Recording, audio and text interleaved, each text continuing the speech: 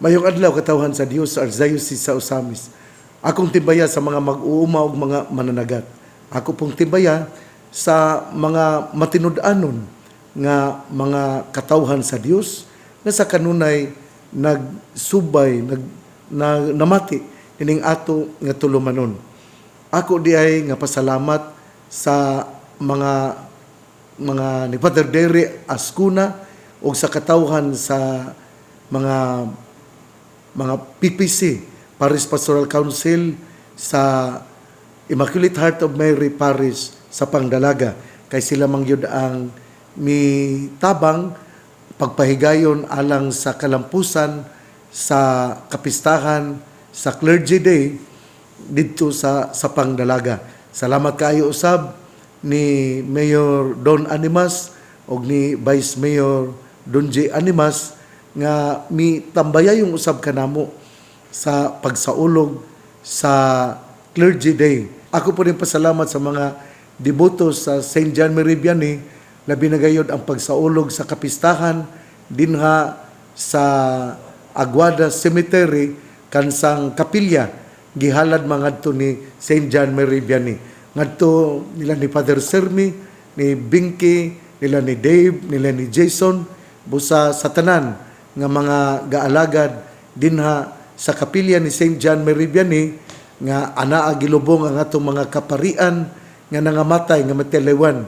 Anada dinha si Father Edgar Calog o si Father Boy Toledo. Ang nasa kilid sa kapilya wala pa masulod sa chapel sa St. John Meridiani mao ang mga mitaliwan si Father Jenny Villamor, Father Arnold Daplin o si Father Eugene Rodinas. So silang tulo anapa sa kilid sa St. John Meridiani. Kaya amo maninggi plano nga ang mga kaparian ana gyud ilubong dinha sa kapilya kay kini kung magmisa kita mahinumdum kita labi na sa Nobyembre 1 o Nobyembre 2 mahinumdum kita inig lingi nato naa di ay ang mga nangamatay nga pari busa nindot kayo kini kay usa kini ka maanindot nga gihimo ni Reverendo Padre Fernando Diding Aguilar Jr. sa iyang paghimo sa kapilya dinuyugan usab sa mga kaparian sa Archdiocese sa Osamis. Mubalik kita sa atong ebanghelyo karon ining adlawng Miyerkules nga atong kutloon sumala sa ebanghelyo. Ang atong ebanghelyo kutloon nato sa kapitulo 15 bersikulo 1 hangtod 2 unya mulak mo hadtod sa 10 hangtod sa 14. Ang alternative niini mao ang balik sa ebanghelyo sa Lunes nga mao ang Matthew 14:22 to 36. Ang atong kuhaon mao ang Matthew 15:1 to 2 then 10 to 14. Busa ang atong ebanghelyo atong kutloon sumala sa ebanghelyo ni San Mateo. May pipila ka Pariseo ug mga magtutudlo sa balaod gikan sa Jerusalem nga miduol kang Hesus. Nangutana sila, nganong naglapas man ang imong mga tinun-an sa pagtulunan nga gipasunod kanato sa atong mga katigulangan. Dili sila manghunaw sa hustong paagi sa dili pa sila mangaon. Unya gipaduol ni Hesus ang mga tao ngadto kaniya ug miingon siya kanila, pamati kamo ug sabta ninyo kini. Dili ang musulod sa bakba sa tao ang makahugaw kaniya, kundi ang mugula sa iyang bakba. Unya biduol kaniya ang mga tinun-an ug miingon, nasayod ka ba nga naglagot ang mga Pariseo tungod sa imong gisulti? Si Jesus mitubag, ang tanang tanom nga wala itanom sa akong amahan nga tuwa sa langit pagaibton. Pasagdi lang sila kay sila mga giya nga buta. O kung ang usa ka buta maoy mag-agak sa laing buta, silang duha mga hulog sa kanal. Ebanghelyo sa atong Ginoo, daygon ikaw o Kristo. Pagkaanindot sa atong ebanghelyo karon, kining una sa tanan ang miari gyud sa akong unahuna, mao gyud dayon ang kining tradisyon. Nagamatag mga tradisyon. Ang ebanghelyo gud gahisgot man gud ang tradisyon bahin sa paghunaw. Unya nakita sa mga Parisiyo nga ang mga sumusunod ni Kristo, ang iyang mga tinun-an, wala man manghunaw. Wala manghunaw sa hustong paagi sa dili pa sila mangaon.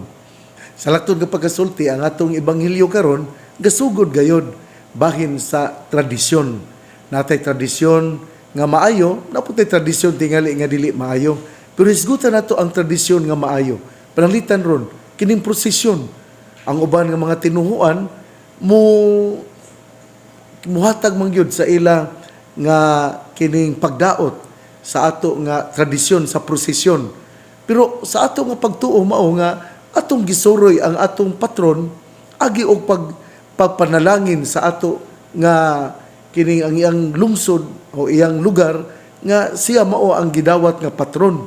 Atong hinumduman ha, si David biya misayaw biya atubangan sa kining arka.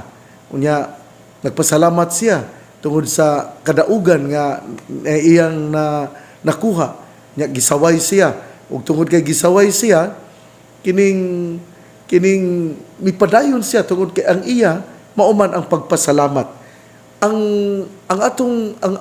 mga Parisiyo midaot tungod kay ang mga tinun-an wala man sila mohimo sa tradisyon sa pagpanghunaw, ritual sa pagpanghunaw. Nga ang atong ebanghelyo dayon mipadayon nga ingon ang atong Ginoo, pabati kamo, sabtan ninyo, dili ang musulod sa bakba sa tao ang makahugaw kaniya, kundi ang mugula sa iyang bakba.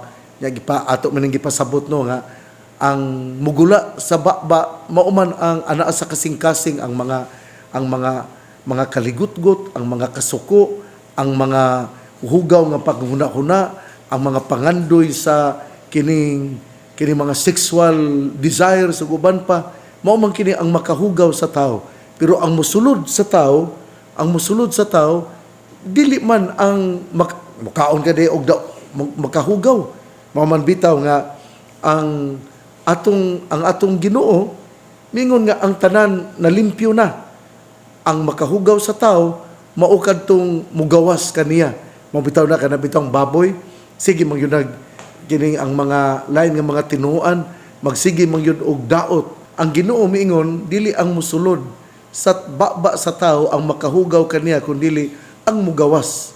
Nahinumdum ta nga labi na gyud kining bahin sa pagkaon nga ang mga Katoliko gisaway tungod kay kining mukaon kuno og baboy. Ato kunong basahon ang buhat sa mga apostoles, kapitulo 10, bersikulo 9 hangtod sa 15.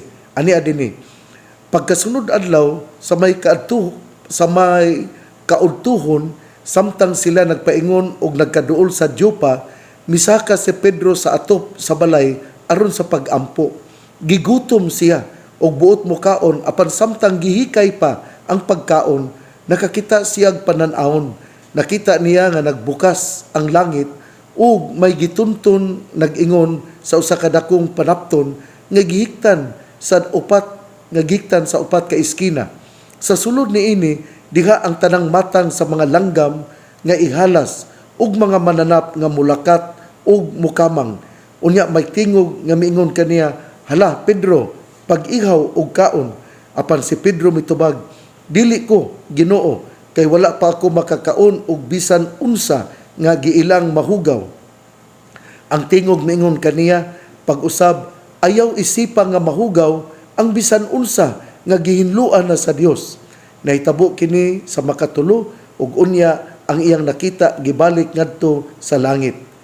Dinhi atong makita nga ang tanan, ang tingog mingon ayaw isipa nga mahugaw ang bisan unsa nga gihinluan na sa Dios.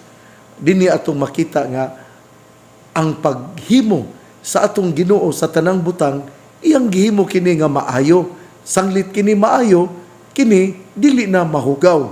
Og mao nga ang ebanghelyo nga atong gibasa karon miingon, "Pamati kamo og sabta, dili ang musulod sa bakba sa tao ang makahugaw kaniya, kundi ang mugula sa iyang bakba." Dinhi tudluan kita nga ang makahugaw di sa tao mao di ay ang iyang mga panghuna-huna nga dautan, dili di ay ang musulod sa iyang baba. Kaya ang musulod sa iyang baba, inikaon niya, inikadugayan, ipagawas naman po niya. Mao nga hinaot nga kini atong masabtan. Unya atong basahon ang Acts of the Apostles, ang buhat sa mga apostoles, kapitulo 9 hangtod sa bersikulo 15, og dinhi atong masinati nga ang Ginoo miingon, ayaw isipa nga mahugaw ang bisan unsa nga ginluan na sa Dios. Sanglit ang tanan nga gihimo sa Ginoo maayo. Well, ang mga dautan kadtong supak yun niya. Mao nga angay di ay natong kanon ang mga butang nga gihimo sa Ginoo. O mingon usab siya, ang tanang tanom nga wala itanom sa akong amahan nga tuwa sa langit, pagaibton. Pasagdi lang sila kay sila mga giya nga buta. Ug kung ang usa ka buta maoy mag-agak sa laing buta, silang duha mga hulog sa kanal.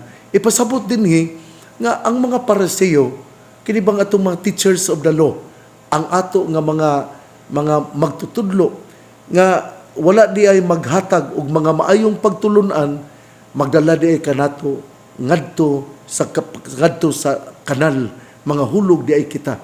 Parehapon ni gud sa ato gud nga mga kining atong mga dili nung tanan pero sa atong mga senador ba, sa atong mga senador ug sa ato nga mga opisyalis sa gobyerno, kung kontra yun nila kanang ilag yung gukdon, pero kung dili gani nila kontra, bisan nakita na nato nga kining dautan ngayon nag-conclude naman ta, pero ingon nga si Saldi ko nadakpa na, wala din madakpa, pero ang uban basta kontra sa gobyerno, ilag yung lutuson.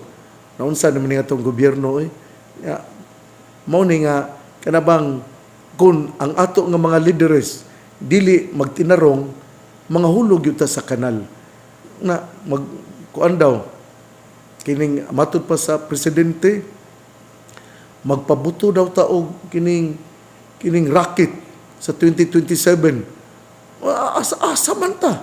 Asa man ta og kining kuan ana nga makunsao mo kunang magpabuto-buto pa man gyud oy. Nya ikaduha kini pong Pax Silica. Uy, kining Pax Silica kining lisod yun na kayo kay kini nakinahanglan ni daghang tubig. Unya naglisod biya tubig. Nya basta kining murag dunay jud koy mga kining pagduda ani kanang kining gitar bay murag gihimo ta nga eksperimento ba nya ang kitay una nga buhaton aning Pax Silica, pero dili pa ko makakomento ani kay wala pa mo gyud koy full understanding, pero ang ako lang nga mahibaw-an mao nga murag kitay mag-una murag eksperimento ni, ug kung madaot ni mingon nga ay dili mi mudawat ana ang uban nga mga nasod. Usbon ko ang ato nga ebanghelyo gasugod og istorya nga adunay mga maayo nga tradisyon ug ato kining ipadayon. Ug ang ikaduha mahin sa kining musulod sa atong ginhawaan sa atong baba nga ang tanang butang gipanalanginan sa Ginoo, ug ang pagkaon nga imong kanon dili ka na makadaot kun kini limpyo, kay gilimpyuhan naman sa Ginoo. O ang ikatulo mao nga kung ang atong leader dili nagtanaw sa kaayuhan sa mga tao, mahulog gayud kita sa kanal. Hinaot nga ato kining pamalandungan. Ang mayong balita mo ang pulong ni Jesus, ang ngayang pamation, pamalandungan ug paningkamutan nga mapuy-an. Bulahan ang tao nga namati sa pulong sa Ginoo, sama sa isa kahoy nga gitanom, daplin sa usa ka sapa, kansang dahon dili gayon malaya. Tempo sa timbunga siya mamunga, igsuon, ugma na usab. Karon di ay pizza 9, karong pizza 9, mao ang installation ni Reverendo Padre Elmo Melo dinha sa Macalibre Alto, busa sa alas 9 sa buntag. Agosto 9, alas 9 sa buntag, mao ang installation ni Reverendo Padre Elmo Melo isip kura paroko sa Holy Cross, sa Holy Rosary Parish, Macalibre Alto, Lopisaina. Ug sa pitsa 11 sa alas 10 sa buntag, mausab ang installation ni Reverendo Padre Romel Rodinas isip bag-ong kura paroko sa Immaculate Conception, Misamis Occidental. O ana pong pitsa 11, mao ang amo nga presbyterium, 11 o 12. Mao ang presbyterium nga pagahimuon din na sa Plaridel. Busa ako nga kining pasalamat ni Reverendo Padre Gistone Gonzaga kay anha man ang ato nga presbyterium din na sa Plaridel sa parokya ni San Nicolas de Tolentino.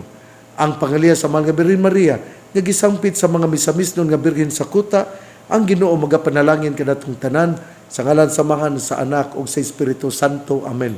Padayon kita nga magampo ang pagampo ato nga taming aron kita mopadayon sa ato nga paglawig padulong sa gingharian sa langit.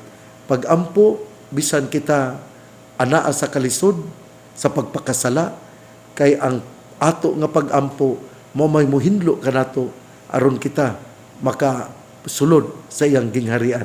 God bless. Mabuhay tayong lahat.